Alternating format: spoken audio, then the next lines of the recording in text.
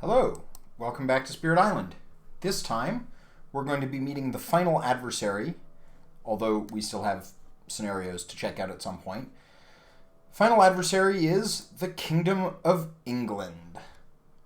Another historical puzzler. In our world, the Kingdom of England ceased to be a sort of a functional title that anyone might use in 1707, with the official union of England and Scotland becoming the Kingdom of Great Britain, and continued on with the top level title being Britain to this day, although we've got Scottish devolution and things like that going on now, so who knows. But in any case, even if Spirit Island is set in the 1700s, it's interesting to see England showing up instead of Great Britain.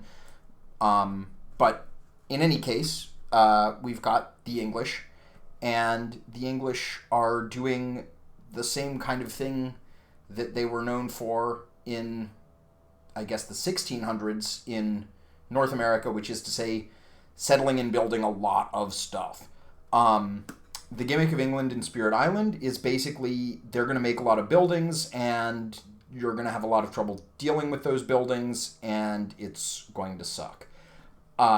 In keeping with this, they are the only adversary in the base game, maybe the only adversary total, I can't remember about France, that has an additional loss condition. In this case, proud and mighty capital here. If there are 7 or more buildings, and I use buildings collectively to mean villages and towns or whatever. I'm not consistent about what I call these things and always forget what the game means. But in any case, the invader structures collectively. If there are 7 or more total of them in a single land, the invaders immediately win. So in addition to worrying about getting blighted out, or I guess running out of presence, you have to worry about just letting something sit long enough that it gets to 7 and causes you to lose. And this is definitely relevant because, as you'll probably recall, one of the things I often like to do is let myself get blighted somewhere and not worry about it for a while, eventually clearing it out with a major power or whatever. But that doesn't work so well against England, especially in combination with this Stage 2 escalation, building boom. So every time you flip a Stage 2 card that isn't coastal lands, then on each board that contains any structures, which against England it's just always all of them, let's be honest, you build one in the land with the most structures. So they can get up to proud and mighty capital here, even if they don't hit that land with explorers or builds or anything like that. They can just building boom up into it in the Stage 2 and get you with it. This is definitely something that you need to keep your eye on. Historically, I've been pretty good about noticing it, unlike a lot of the other weird conditions. Who knows why? Maybe just because it's memorable that and you tend to notice when there are a bunch of buildings building up on one spot. But you definitely need to worry about it. It definitely influences play. Like, England is one of the adversaries where sometimes you will go in and sacrifice some Dahan to do some damage, or take out random buildings with small level damage powers or things like that, just to try to keep this under control. These two abilities work well together. They're very relevant. So even at level 1, England is pretty scary. Even at level 0, England it requires you to be worried about it in this kind of way. And then the level 1 ability is my pick for biggest game changer in the game. And when I sat down to do the review and remembered it was level 1, I could barely believe it. So this is Indentured Servants Earn Land. It's the worst. You can't cut off England's builds just by killing the explorers. They will build, even if they don't have anyone in the land, as long as there are at least 2 buildings adjacent before the build action starts. And, you can prevent this from happening, but it's very difficult, and it's especially difficult in the mid to late game. The tried and true method of kill the explorers doesn't work very well against England. The other sort of common plan of let them build and then blow up the building works much better. So that's worth remembering and worth thinking about when you're selecting spirits once you're going up against England at least level 1. This is also an ability that I have to force myself not to forget pretty actively, and it just gets so ingrained to be like, oh, this is great, I can get the Explorer, and then I'll prevent all the things, and it's just easy to think that, and then they get to the build, and suddenly a village appears there, and you're like, wow, how did my life go so wrong? Very annoying, and yeah. Anyway, this ability is the worst. Stage 2, you just get, they start with more buildings, which is always annoying, but it's additionally relevant because it means that the number of lands that aren't hit by this ability gets higher. Then their other big gimmick is the high immigration tile. From reading it, it's not quite clear what it does, but basically what it means is that there's an extra station that each of the exploration cards passes through. Normally, it's explore, build, ravage, done. Against England, it's explore, build, ravage, build, done. And the extra build happens before the ravage, which means that if they build somewhere that if their initial build is somewhere that they're ravaging, they will also ravage there or become more dangerous there, so it can really throw off your math.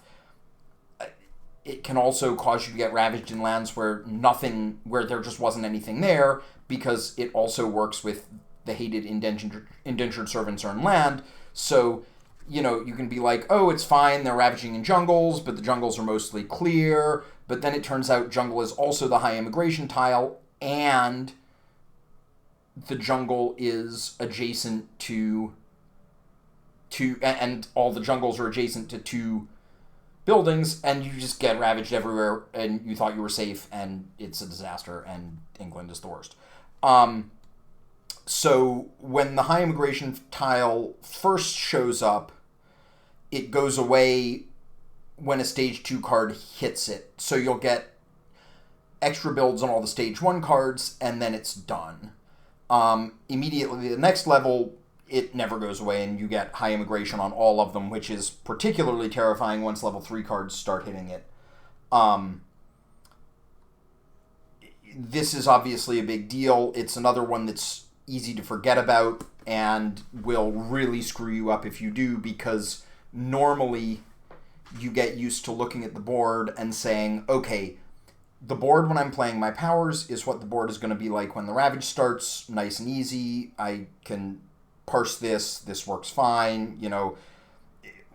With the high immigration tile, the board that you're looking at when you're setting your powers is not the same board that will happen when the ravage happens, and that can get ugly. Obviously, even aside from the fact it also just further accelerates this additional loss condition, it also means that another thing that's not immediately obvious is it means that completely clearing out a land in the ravage doesn't actually mean that you're done with those lands until they explore into them again, because it's very likely that the high immigration tile will just make them build in there again immediately because of the stupid indentured servants earn land thing.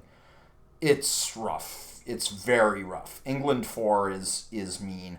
I believe I'll be playing on England 5 this time, just because we've had a couple of comments, and at least one person in the comment wanted to see harder games, and I've definitely beaten England 4, and I'm not sure I've beaten England 5. And the 5 ability is relevant and annoying, which is to say local autonomy.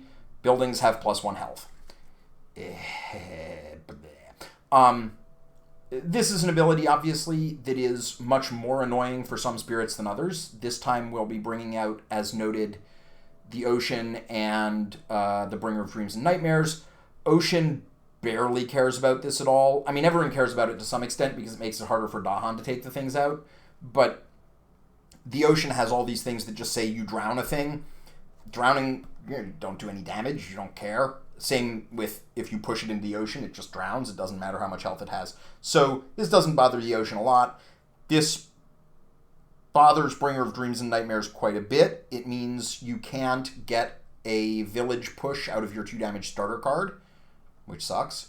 It also generally means that your plan of taking majors that help you push things around by doing damage gets harder because it takes more damage to take them out and therefore push them. It is what it is. We're going to play with it and see how it goes. Yep. We're not going to play with 6 because I'm not a masochist, or at least I want to leave an extra level of England for later videos. We will probably play against it eventually, but this is also a giant, deadly, game-changing ability, which is to say you get an extra fear per player in the game, and the fear pool means how much fear you have to generate to make a fear card, to earn a fear card, right? So normally it's 4 fear per spirit in the game to earn a fear card, which is to say 8 with 2 spirits. With this, it's 10. And on top of that, if there's an invader phase where you don't resolve any fear cards, you perform the build from High Immigration twice. Now, obviously this doesn't do anything if no card is in the extra build slot, so on the first couple of turns, that aspect of it doesn't do anything because there's nothing to do the High Immigration build on. But once things are in the High Immigration slot, this just gets worse and worse and worse the more you think about it, because obviously double building is bad, but you combine it with this worst ability in the freaking game. I hate it so much. You combine it with this, and it means that you're just almost, you can't even really cut it off, because a lot of the time the first build will add adjacencies such that the second build will hit more lands, and it's a mess. It's the this spirit setup does generate a lot of fear, which means we're reasonably well positioned to avoid the extra builds, but this would still obviously be pretty annoying because it just increases by 25% the amount of fear you need to generate total in order to win by fear, plus that reduces your chances of getting 2 fear cards a turn and things like that. Yeah, England is real bad. The game, for whatever reason, doesn't think it's all that hard. If you set up a game and you do, like, Prussia 6, it thinks it's difficulty 10. If you do England 6, it thinks it's difficulty 10. If you do Sweden, it thinks it's difficulty 8.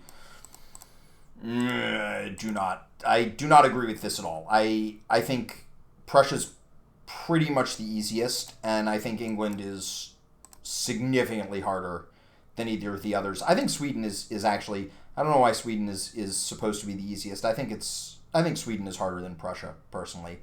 In any case, England is just incredibly rough, and either fortunately or unfortunately, it is not spirit agnostic. There are some spirits for which it is vastly harder than others. The things like Lightning Swift Strike or Ocean or whatever, things that just say destroy lots of buildings and you don't care about their health, or Thunderspeaker for that matter, those don't suffer nearly as much as things that depend on dealing damage. Thunderspeaker is sort of mixed, right? I mean, you've got this thing that just destroys buildings, great, but you're also leaning a lot on your Dahan that have a lot more trouble killing things with this, though Thunderspeaker often has relatively little trouble just bringing so many Dahan that you don't care as much still. Something like Lightning Swift Strike cares the least, or Ocean's Hungry Grasp, because you have these reliable ways to just pick up buildings, which is both incredibly needed and also doesn't get hosed by local autonomy. But no one really has an easy time with England, as far as I can tell. It's just the combination of Indentured Servants Earn Land, extra build every turn, sometimes 2 extra builds every turn if you're on level 6, it's incredibly rough. The tempo is very heavy, and it's incredibly difficult to stabilize because you just can't. It's much, much, much harder to get to the point where the invaders are missing explorers and therefore missing builds, or to the point where, like, you've just got a trivial ability to take care of the explorers as they show up, and so you're getting ahead. It's really hard to get ahead. You want to hit as hard as you can, as fast as you can, to try to delay the point where they're just building everywhere they're allowed to. I've never successfully managed to delay it all that much on high levels, but we'll see. You know, I'll be interested to see how it goes. In any case, as a reminder, in the next video, we will be seeing the Bringer of Dreams and Nightmares and Ocean's Hungry Grasp, and we will be facing these chuckleheads. The worst. Still not sure quite why they aren't Great Britain. Personally, I hope it's because there's a sequel coming up where you play as Irish and Scottish spirits. I would love to play Nessie, holding off the Union. In any case, whatever the reason, it is just England, but England is apparently enough. They're still, as with history, the people you would least likely to be colonized by. So, yeah, that'll be fun. I may do that video tonight, but the air conditioner is not working super well, and it's really hot, and I don't like having the fan on when I tape because it's really audible, so I may be defeated by natural, by the weather, and the AC's issues. We'll see. If not, I hope to get it up in the next day or two, but in the meantime, consider the horror that is England 5. Okay, I'll catch you then. Thanks for watching.